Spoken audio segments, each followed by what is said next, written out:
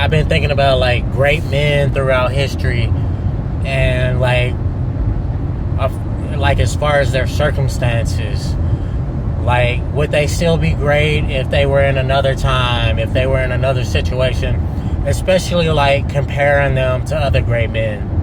For instance, you got different presidents. How would this president handle this? How would this guy handle this? Right now we have people like going back, especially leftists. They like to go back in history and they like to critique people we look up to, our old idols, and they like to tear them down. Like, I don't know why, but it's a part of Marxism, basically. So right now people like critique Martin Luther King. They go back and say, oh, Martin Luther King, well, he cheated on his wife or something. Or they'll go back and say, oh, well, Thomas Jefferson, well, he slept with his slaves, or he had slaves, you know. So everything else he did is like null and void. But anyway, I like to think like, would somebody still be great, you know, if they were put in another situation? I used to do it like when I was a kid, and I was like, okay, you know, I used to do it with like comic books or something like that. Like, would Batman be able to solve this problem like this other character solves the problem if they were in the same situation? You know, like what really makes a person great?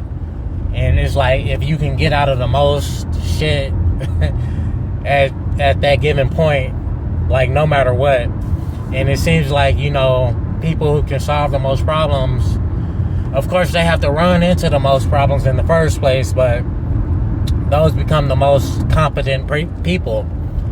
A lot of presidents that we've had have done other things in the past. In the case of like Donald Trump, he's been a billionaire forever.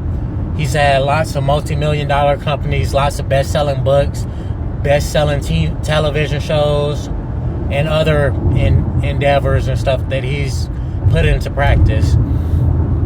But then you have people like Ulysses S. Grant. He was a general before he became president.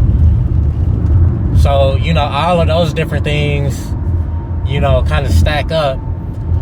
But yeah, and the thing is, like, Ulysses S. Grant, I would say, you know, he solved his own problems, but he didn't do much.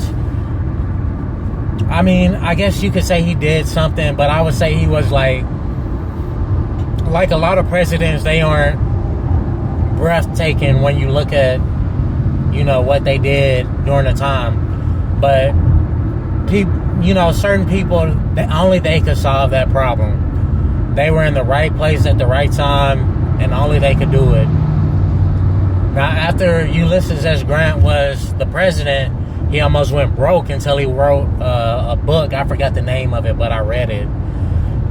But he pretty much went broke after his presidency.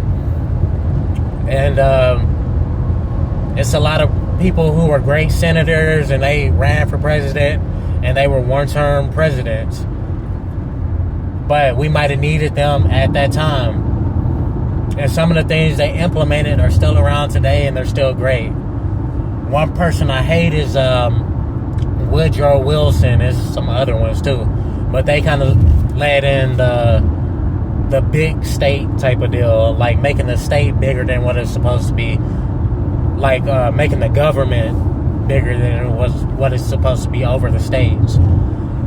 But anyway, yeah, I think that's an interesting idea. Like, basically, are you battle tested? Can you last in any type of situation? Like, a lot of people can't. And, you know, if you put Martin Luther King in today's era, he would just be a pastor, and nobody would know his name. Religion has had its run, and let's say we were in the same situation, but in 2025, and it was like Jim Crow or something like that. People wouldn't really look for a pastor to be the leader like they would back then. So it's funny the way things like that change. Maybe even people will look for more streamers or something, other than, you know, looking for a pastor or something like that. So, yeah, that's something interesting to look at.